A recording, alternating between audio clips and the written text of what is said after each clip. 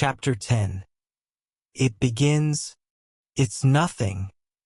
Just me scaring myself." Chao Rushua's heart pounded wildly in her chest. It had been a very long time since she had felt fear like this. The bizarre sounds lingered endlessly around her ears. Under the faint, flickering light, she could see her reflection inside the bronze mirror as her pupils slowly focused.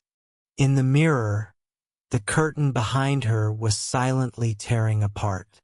A paper face slowly emerged from within the rip in the fabric. Chao Rushua saw it clearly. That horrifying face was smiling at her. Who's there? When fear reached its peak, people often became impulsive and irrational. Chao Rushua spun around and grabbed both sides of the curtain. She desperately wanted to know what exactly was hiding behind it. But the curtain's design was extremely complicated. Layer upon layer of fabric overlapped together. She tugged at it repeatedly, yet still couldn't see clearly inside. Worse still, her arms became tangled and trapped within the cloth. As if things weren't already bad enough. At that exact moment, footsteps suddenly echoed through the room. "I'm not moving." So where are the footsteps coming from? The disappearance of her junior, the sinister atmosphere, and the Black Friday background music had already shattered Chao Rushua's psychological defenses. Her fear had reached its limit, and now, those approaching footsteps were slowly crushing the last traces of hope she had left. Her legs weakened involuntarily, as though all strength had drained from her body. Fear had become a savage beast escaping from its cage, gnawing away at her will.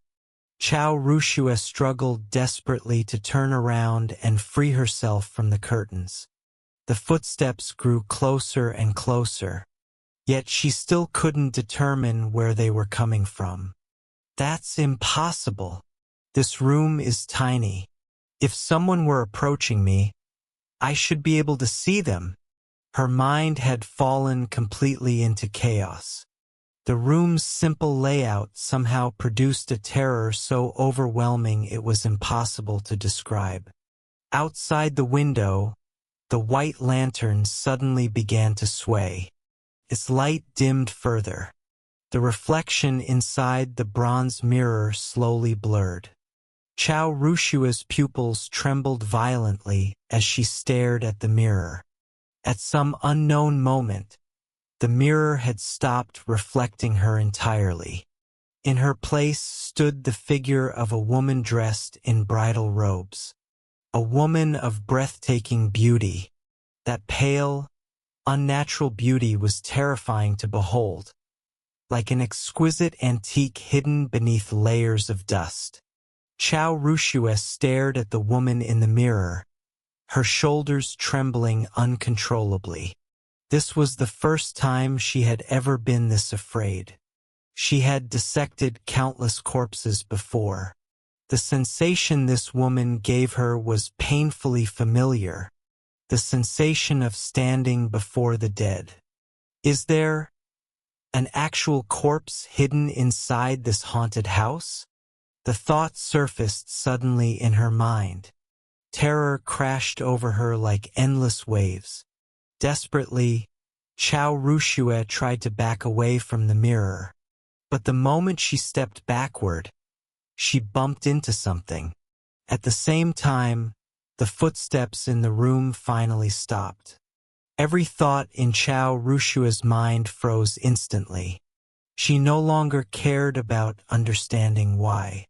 Driven purely by instinct, amidst the eerie background music, she slowly turned her head. Their eyes met. The woman in the bridal dress was smiling at her. Aeaweawa. The scream shattered the silence of the haunted house. Even people standing outside could hear it clearly. Her arms remained tangled in the curtains. Her legs had gone completely limp. All she could do was collapse helplessly onto the floor. Chao Rushua's face had turned deathly pale. The fear she had been suppressing finally burst free as tears streamed uncontrollably down her cheeks. Even after a long while, she still didn't dare open her eyes. Tears clung to her face while her lips trembled faintly, soft coughs escaping unconsciously. "Xiao Wan, hurry and take her outside." "Okay." The ghostly woman standing before Chao Rushue removed the Bluetooth earpiece, hidden beneath her hair, and knelt beside her. "The tour ends here. Relax, breathe slowly. I'll take you outside." A few minutes later, the doors to the ghost marriage scenario opened. Trần Ca Hu Rít inside. "Why is there only one person? Where's the other guy?" From the surveillance room, he had lost sight of Hishan completely. Afraid something might have happened, he rushed in immediately. He was too timid. After running in here, he fainted in front of the bronze mirror. Suwon explained. "I was worried he'd affect the experience for later visitors, so I dragged him onto the bed behind the curtain." "He fainted from fear?" Even Transier didn't know what to say. Customer safety comes first. "If something like this happens again, call me immediately." "Got it." MHM. Understood.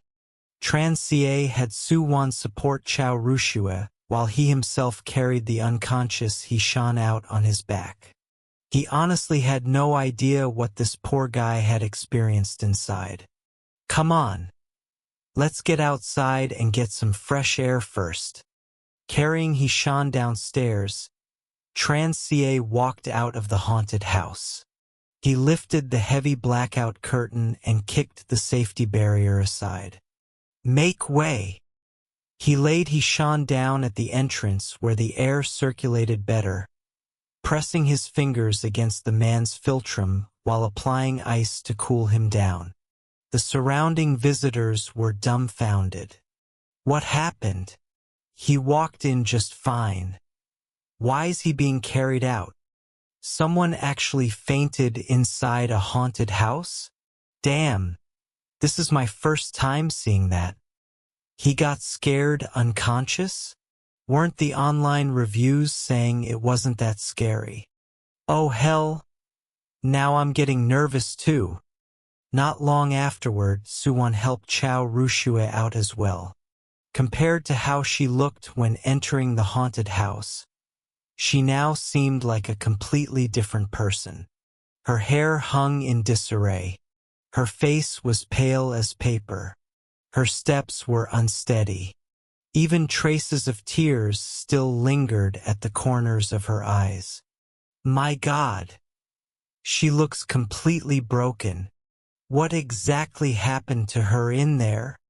Wasn't she the one saying earlier that she'd even seen dead bodies before? So nothing could scare her? Suwon helped Chao Rushue sit down on the steps and handed her a bottle of water.